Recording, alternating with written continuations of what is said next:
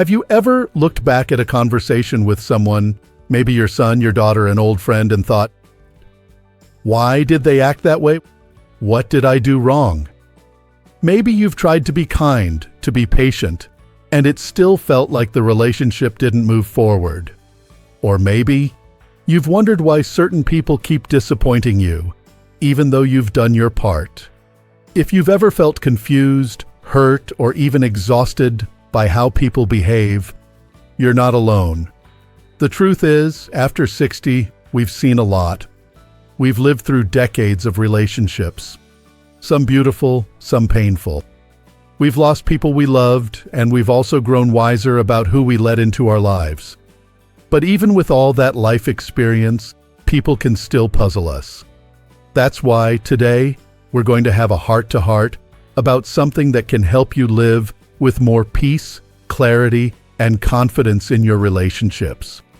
I want to talk with you about 3 powerful truths about human beings that, once accepted, will change how you feel about others and about yourself. Now, I know when we hear words like truth or acceptance, it can sound heavy or philosophical. But I promise you, this is going to feel like a breath of fresh air. Because these aren't complicated ideas. They're honest, they're simple, and they come from real-life experience. Yours, mine, everyone's. So let's start with the first one. And I'll be honest, it's not easy to hear, but it's one of the most freeing things you can carry with you. If someone wanted to, they would. Let that settle for a moment. If they wanted to call, they would. If they wanted to visit, they would. If they wanted to make the effort, show up, help out, or make amends, they would. I know, it can be a little heartbreaking to admit, especially when it's your own child or a sibling or someone you've loved for years. You might say, but they're just busy, or they don't know how to express themselves, or they were raised differently. And yes, there are always layers to a person's behavior. But over time, a simple truth becomes clear. People do what they want to do. And if someone's actions don't match their words, it's their actions you need to pay attention to. When you accept this truth, you stop waiting for apologies that never come. You stop bending over backwards to chase people who never meet you halfway. And you stop wasting your emotional energy hoping that someone will become the person you need them to be. I remember a woman in her 70s once told me this during a conversation at a community center. She said, "My son only visits when he needs something. I used to cry about it. Then one day I realized he's not going to change. I'm going to stop waiting. I'll live my life." And she did. She started volunteering at a local animal shelter and made new friends. Her son still came around, but now she wasn't sitting by the phone anymore. She had a life to live. Now, this truth doesn't mean you give up on people entirely. It just means you stop chasing people who won't meet you in the middle. You don't close the door, you simply stop leaving it wide open for someone who never knocks. And here's something else. It applies to you too. There are probably things in your life that you say you want to do. Maybe you say, I want to walk every day. Or I want to declutter the house. Or I should call my old friend from church. But you haven't done it. Why? Because it hasn't mattered enough to make it happen yet. If you wanted to, truly wanted to, you probably would. There's no shame in that. It's just honesty. We're all driven by what truly matters to us in the moment. So the real question is, what actually matters to you now? Not what used to matter. Not what you think should matter. What matters today? Maybe it's your health. Maybe it's peace of mind. Maybe it's surrounding yourself with people who bring you joy instead of stress. Whatever it is, when it truly matters, you'll find the energy. You'll make the time. Because if you wanted to, you would. Now, let's talk about the second truth. And this one can feel frustrating, especially if you've always been the fixer in your family. You cannot make someone else change. You can make dinner. You can make someone laugh. You can make suggestions, offer love, give advice. But you cannot make someone change. Not their behavior, not their attitude, not their choices. How many times in your life have you tried? Be honest. Maybe you've begged your daughter to leave a bad relationship. Or you've tried to get your spouse to take their health more seriously. Maybe you've dropped hints to a friend who never listens, hoping they'd finally get it. And what happened? Most of the time, nothing changed. Or it got worse. That's not because you didn't care enough. It's because change is an inside job. A person will only change when they are ready, not when you are ready. Now, does that mean you sit back and do nothing?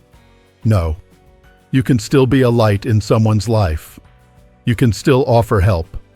But there's a big difference between helping someone and carrying their life for them. If you're the one doing all the emotional heavy lifting, if you're the one always fixing, chasing, reminding, then maybe it's time to step back. It can feel cruel at first, but it's actually kind. Because when you stop trying to change someone, you give them the gift of responsibility. You give them the space to choose for themselves. And you give yourself the peace you deserve. A man I spoke with at a retirement workshop once said, "My wife wants me to be more social. I'm just not. I like my peace and quiet." His wife wasn't thrilled, but eventually she stopped nagging. Instead, she made plans with her friends, joined a book club, and let him be. And guess what? After a few months, he started showing up, curious about what she was doing, even joined her group once. Not because she pushed, but because she backed off. He had the space to choose. You see, sometimes when we stop trying to push people, they start to move on their own. And sometimes they don't. That's okay too, because now you're no longer putting your happiness in someone else's hands. The truth is, trying to change others is a recipe for frustration. And after 60, haven't we all had enough frustration for one lifetime? So what do you do instead? You focus on what you can control, your thoughts, your actions, your choices. You give love, but you stop forcing outcomes. You support, but you stop rescuing. And most of all, you let people be who they are, even if that means letting go of who you hoped they would become. Now, once you've taken those two truths to heart, if they wanted to, they would. And you can't make someone change. There's one more truth that completes the picture. And it's perhaps the hardest one to live out, but also the most liberating. Let's talk about it next. It's a tough pill to swallow sometimes, but once you stop trying to change people, there's something else that creeps in.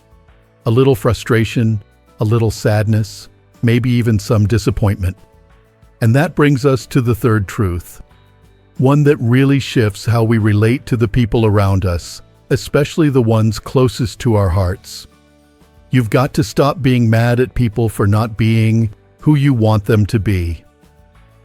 Now let me pause right here because I know how that sounds. Maybe you're thinking, I'm not mad. I'm just hurt.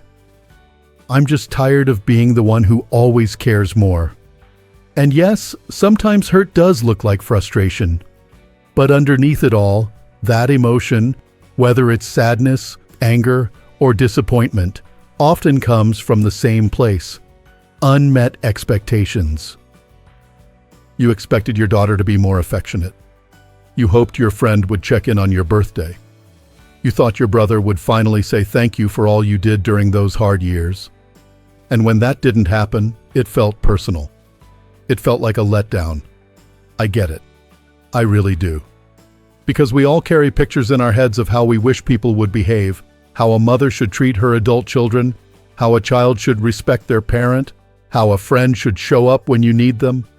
Those pictures are often beautiful. They're built on love, on longing, on our highest hopes.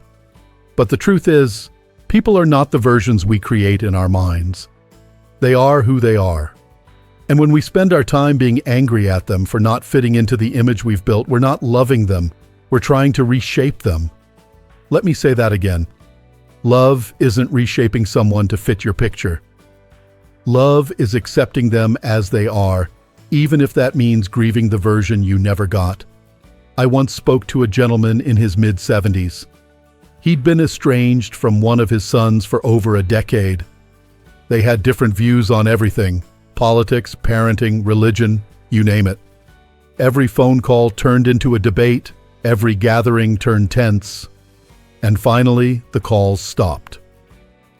He told me, I kept waiting for him to come around, to realize I was right, but he never did, and I wasted 10 years being mad about it. When I asked him what changed, he said something simple but profound. I realized I was mourning the son I imagined, not the one I had. That hit me hard, because how many of us are doing just that? Mourning the parent, the child, the friend, the spouse we wanted, while ignoring the one who's right in front of us. It doesn't mean you have to tolerate disrespect. It doesn't mean you let people hurt you without consequence. But it does mean this: you stop hoping they'll magically become someone else. You might still wish for a closer relationship, but you stop being mad that it isn't what you dreamed. You might still offer your support, but you stop being angry that they don't accept it the way you hoped. You might still love them deeply, but you stop loving a version of them that doesn't exist. And something powerful happens when you let go of those expectations. You create space. Space for peace. Space for real connection. Space to finally see people clearly without the fog of frustration. I know a woman in her 60s who had always dreamed of a big, close-knit family. Holidays together, Sunday dinners, the works. But her adult children scattered, different states, different lives, different priorities. For years, she baked pies no one came home to eat. She kept inviting them, kept rearranging the table, waiting for that family dream to finally come together. And one day, she put the table leaf away. She stopped setting 4 extra places. She bought 1 pie instead of 3. And she told me, "It still hurts a little, but I'm done feeling bitter. I've started having dinner with friends from church. I take my neighbor's grandkids to the park. I stopped waiting for what isn't happening and started living the life that is." That's the freedom this third truth offers you. It's not about giving up on people. It's about giving up the weight of trying to make them into someone they're not. It's about choosing your own peace over constant disappointment. You get to say, "This is who they are. I accept it. And I'm going to focus on how I want to live now." Because the truth is, the more you try to control other people, what they do, what they say, how they treat you, the less control you have over your own happiness. But when you accept these 3 truths, when you really absorb them, you take your power back. If they wanted to, they would. You can't make someone else change. And you've got to stop being mad that they aren't who you wish they were. These are not easy lessons. They take time. They take practice. But they also bring relief, clarity, and something even more valuable: freedom. And here's something important I want you to hear. Accepting someone doesn't mean you never get to have boundaries. In fact, it's the opposite. Boundaries are a natural extension of acceptance. When you stop trying to change people, you start deciding how you want to show up, what you'll accept, what you won't, where you'll give your energy, and where you'll pull it back. So maybe your son doesn't return your calls for weeks. That's who he is right now. But you get to decide how often you call. You get to decide whether you leave a voicemail. You get to decide whether you send a birthday card or a text. The power is in your hands. Or maybe a friend always brings gossip or negativity into your conversations. That's her pattern. But you get to decide what kind of conversation you want to participate in. You can gently shift the topic. Or if needed, excuse yourself from the call entirely. Acceptance and boundaries are not enemies. They work hand in hand. Acceptance says, "This is who you are." Boundaries say, "This is how I will respond." And when those two things line up, something amazing happens. Your relationships start to feel lighter. Your stress starts to melt. You stop trying to be everything for everyone, and you start becoming everything you need. There's a quiet power in that, a calm strength. And the best part is, it's never too late to tap into it. Not when you're 60, not when you're 70, not even at 90. You have the right to live in peace. You have the right to stop chasing people. You have the right to be kind and firm at the same time. You've earned that wisdom. You've earned that rest. And as you begin to live these truths more fully, you'll notice something surprising.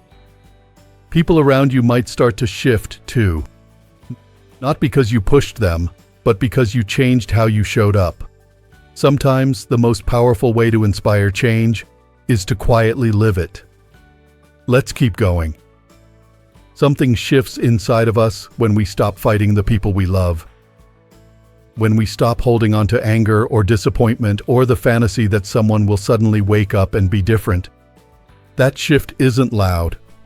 It's not dramatic, but it's real. And it feels like peace. You start to wake up in the morning with more energy because you're not mentally carrying a list of everything someone else isn't doing. You sit down to dinner and you're not quietly stewing about who hasn't called or why someone didn't thank you. You're not living in a loop of waiting for people to change. You're living in the present moment, the one you actually have control over. That's the quiet gift of accepting those three truths. It doesn't just change your relationships, it changes you. And once you begin to live this way, you start to feel something return, something you may not have felt in a while. Dignity. You remember that your time is valuable. Your energy matters. Your peace is not something you give away to everyone freely. It's something you protect because it's precious. You begin to set boundaries without guilt. You say no without apologizing. You stop shrinking to keep the peace and start expanding into your own life. And slowly, you discover the life in front of you is far richer than the one you've been hoping others would give you. You're not waiting for people to be better. You're being better for yourself. It's amazing how much clarity we gain when we accept what is, instead of clinging to what isn't. When we stop managing other people's choices and start managing our own peace. When we stop rehearsing old conversations in our heads and instead start creating new memories, even if they're small, quiet ones, like a walk through the neighborhood or tea with a kind neighbor. Some of you might be thinking, it's hard not to feel lonely when you stop chasing people. And that's true. There can be a kind of grief in choosing peace. But that kind of loneliness is different than the pain of being surrounded by people who drain you or disappoint you. One is empty. The other is wide open, full of possibility. When you let go of who someone will never be, you make room for who might come into your life. A new friend, a deeper bond with someone you never expected. Or maybe even a more honest relationship with the very person you used to chase. Because now the pressure is off. Now you're meeting them where they are, not where you wish they'd be. And let's not forget something very important. You are not the same person you were 10 or 20 years ago either. You've changed. You've softened in some ways and grown stronger in others. You've learned from pain. You've survived things others can't even imagine. That wisdom? That's your gift.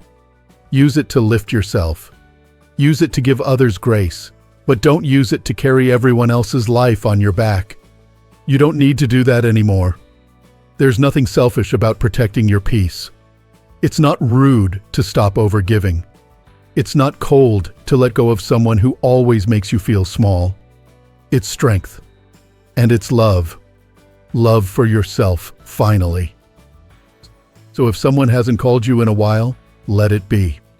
If someone keeps wallowing and won't move forward, You don't have to get in the mud with them. If someone never becomes the version you hoped for, whether that's a child, a partner, a friend, you can still choose joy. You can still build beauty in your life. You've got today. You've got this moment. And you've got everything inside of you to make the most of it. And you don't have to wait for permission. You don't have to wait for others to catch up. You don't even need everyone to understand you. You just need to understand yourself and honor what your soul is asking for now. Maybe it's rest. Maybe it's laughter. Maybe it's less time on the phone and more time in the garden. Maybe it's fewer texts and more walks. Maybe it's letting the holidays be quiet this year, or finally booking that train ride you've always talked about. Whatever it is, it's yours to choose. And if this message touches something inside you, if you're nodding and thinking, "Yes, this is what I needed to hear," then I hope you'll carry this with you. You are not behind. You are not late. You are exactly where you are meant to be. And now you have the power to move forward, not out of anger, not out of bitterness, but out of wisdom and self-respect. So let people be who they are. And you go be who you are. You don't have to convince anyone. You don't have to prove anything. You're not here to win anyone's approval. You're here to live and love and breathe in the life that still belongs to you. And if this video gave you a sense of peace or reminded you of your strength, I'd love for you to share your thoughts in the comments below. Tell me what parts stood out to you or how these truths show up in your life. I love reading your stories. They matter. You matter. And if you haven't already, go ahead and like this video. It helps more people find it. People who might be feeling the exact same things you're feeling right now. And don't forget to subscribe to Strong Elderly Life for more videos like this one. We're building something special here. A place for truth, growth, and real conversations at any age. So here's to you, to your peace, your boundaries, your clarity. Here's to letting go of the noise. And here's to living your best, strongest, and most beautifully honest life, starting right now. You're not alone on this journey. I'm proud of you. And I'll see you next time.